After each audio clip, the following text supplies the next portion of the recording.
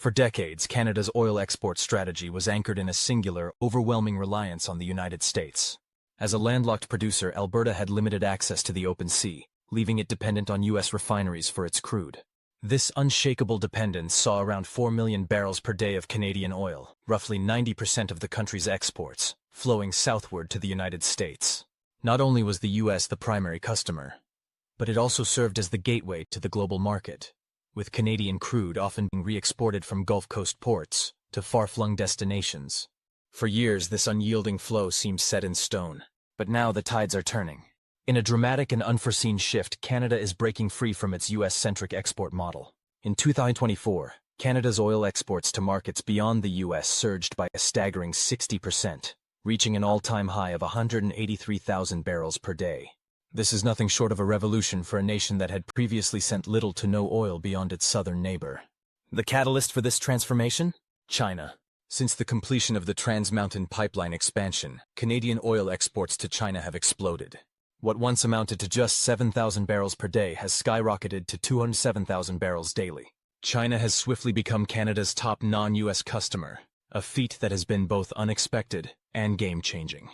Asia is now making its presence felt, with countries like South Korea, Japan, India, Brunei, and Taiwan all beginning to take in Canadian crude, though at smaller volumes. The United States remains Canada's largest oil customer, but these developments signal the beginning of the end of Canada's near-total dependence on a single market. This shift is part of a broader, strategic effort by Canada to open up direct access to overseas markets, especially the rapidly growing Asian markets, by bypassing the U.S. altogether.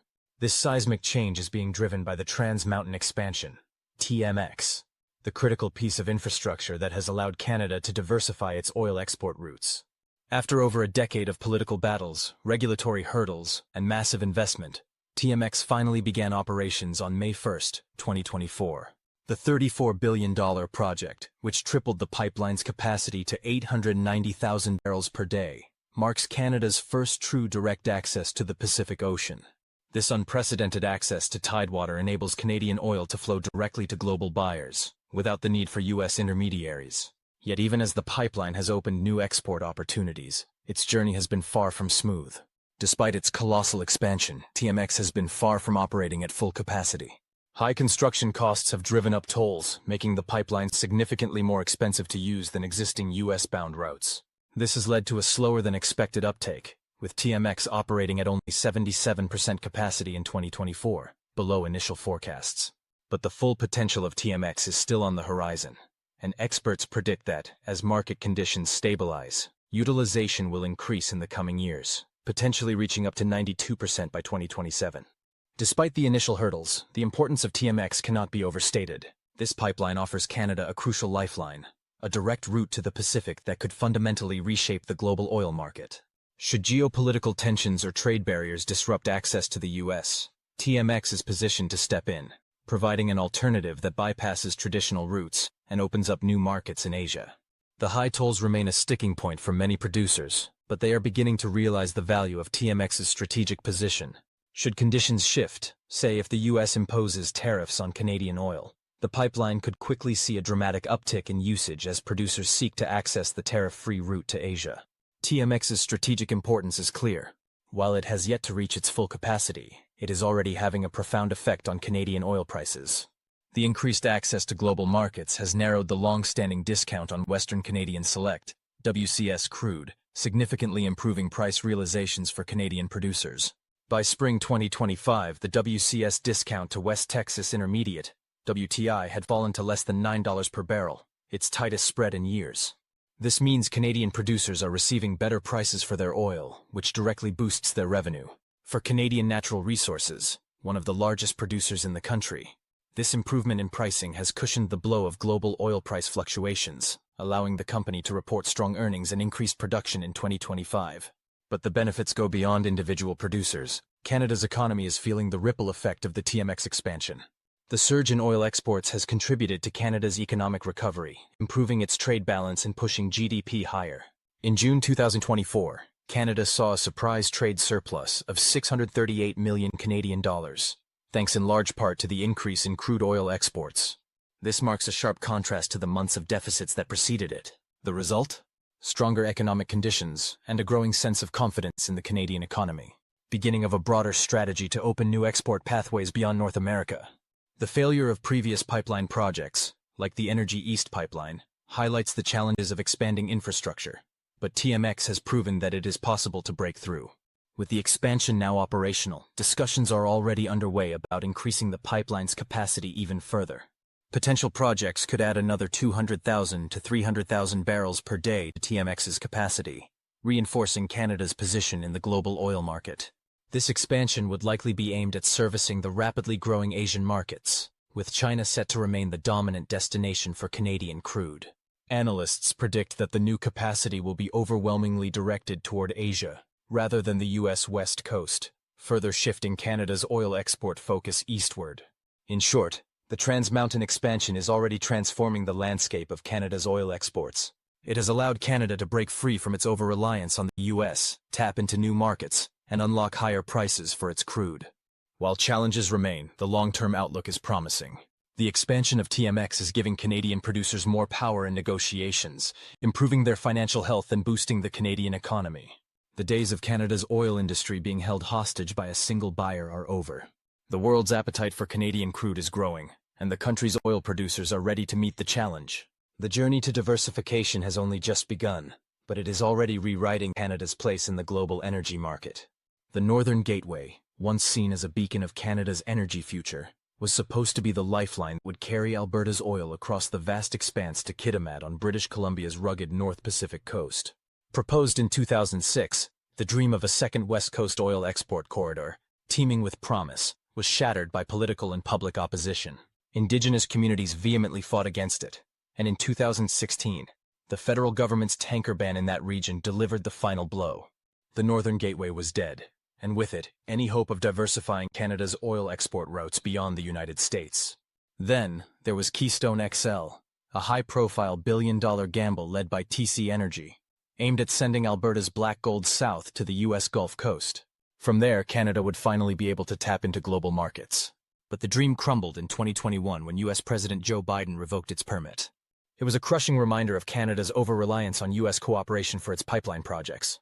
A project years in the making was erased in an instant, and the failure of Keystone XL cast a long shadow over future pipeline ambitions. Despite these setbacks, there was still a glimmer of hope. Trans Mountain Expansion, TMX, the one major pipeline project that pushed forward, seemed like a rare success. But even as TMX began its operations, Canada's pipeline capacity to export oil directly to global markets remained severely limited. Then came the tectonic shift of 2025. Politicians, industry leaders, and desperate voices from across Canada began to openly argue for more pipelines. The urgency was palpable. With U.S. protectionist policies tightening their grip, the call to diversify Canada's energy exports became louder than ever. The need for pipelines to coastal export terminals, to break free from overdependence on the United States, reached a boiling point. But the challenges, monumental. Regulatory hurdles are now even steeper. Canada's strict climate impact assessments, consultations with Indigenous communities, and fierce local opposition have made it almost impossible to push through new projects. And the financial backing needed for these projects? It's a sinking ship in a world shifting toward green energy. Even the federal government, despite its support for TMX, remains committed to ambitious climate goals. A new oil infrastructure project? Politically radioactive. So the dream of new oil pipelines? Fading fast. The immediate future will likely be defined by squeezing every last drop of capacity out of TMX and relying on costly rail exports to keep the wheels turning. Rail, though, is no panacea, too expensive and inefficient to serve as a long-term strategy. But amid the chaos, there's a quiet revolution brewing in Canada's natural gas sector. For the first time in history, Canada is on the cusp of becoming a global LNG exporter.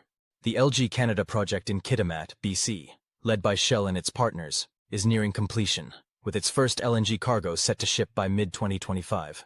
This new terminal, capable of exporting 14 million tons per year of LNG, will completely alter Canada's gas export dynamic. No longer will Canada be reliant solely on the U.S., which currently absorbs nearly all of Canada's natural gas through pipelines. Now, Canada will have direct access to the lucrative Asian market, including China, Japan, and South Korea. LNG Canada is poised to shift the balance of global energy trade, presenting a huge opportunity for Canadian producers to sell their gas at a premium price. The U.S., once the only buyer, will now face stiff competition from global demand. The tides are shifting, but there are still immense obstacles ahead. The Haisla Nation's Cedar LNG project and the smaller Woodfibre LNG project are in development, both targeting export to Asia. But even as these projects gain momentum, a parallel struggle is playing out. The specter of pipelines once again looms large. While the West Coast is seen as the ideal export gateway due to its proximity to Asia, the East Coast is not entirely out of the question. The global gas crisis triggered by Russia's invasion of Ukraine has forced Canadian officials to reconsider the potential of exporting LNG from Atlantic Canada to Europe. But as ever, the same obstacles persist: opposition, lack of pipelines, and resistance from provincial governments like Quebec, which remains staunchly opposed to projects like Energy East. And though Quebec has shown signs of a potential shift, meaningful progress seems unlikely in the near future. The stakes are high. Canada is on the verge of fundamentally altering its energy trade. But the path forward is fraught with challenges, both political and logistical.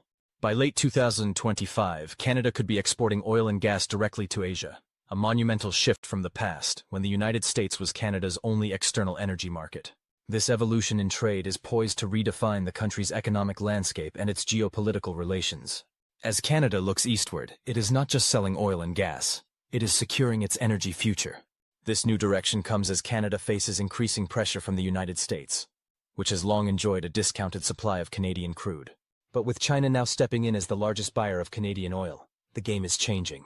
The opening of TMX has turned the table on the US, which once relied heavily on Canada's oil. In fact, since the start of TMX operations, China has emerged as the single largest buyer of Canadian crude. This is a shocking shift. China, once a mere afterthought, now takes more than 50% of the oil leaving Vancouver. For the first time, Canada has a direct line to the world's most powerful buyer of oil, and it's not the US. Why is this so crucial? Because Canada, for the first time in decades, is no longer at the mercy of one buyer, the United States. This diversification means that Canada can negotiate better prices, create leverage against the US, and avoid the trap of being a price taker. The geopolitical tension between Canada and the US has fueled this shift. When President Trump imposed tariffs on Canadian oil in 2024, Canada had a counterweight: China. And now a new twist. The US threatens Canadian oil with a 10% tariff. It's a direct shot at Canada's energy exports, but it may backfire. If the US pushes too hard, Canada could simply shift more oil to Asia, accelerating the process of energy diversification. US refiners could find themselves facing higher prices, tighter supplies, and a greater dependency on foreign oil. For the US, it's a stark reality check. The long-standing, mutually beneficial relationship with Canada is no longer guaranteed. In fact, the US's very energy security could be at risk as Canada repositions itself as a global energy powerhouse. If Canada successfully deepens its ties with Asia, the US will have to confront the fact that the days of cheap, easy Canadian oil might be over. For US West Coast refiners, the disruption has already begun. While they still get Canadian crude, they're now competing with Asia for it. The expected discounts from Canadian oil? Shrinking rapidly. The economic implications are profound: higher refining costs, thinner margins, and ultimately, higher prices at the pump for consumers. So, the question remains: as Canada diversifies its energy exports and solidifies its global position, how will the US adapt to this rapidly changing energy landscape? The future is uncertain, but one thing is clear: Canada is no longer bound by the whims of the US.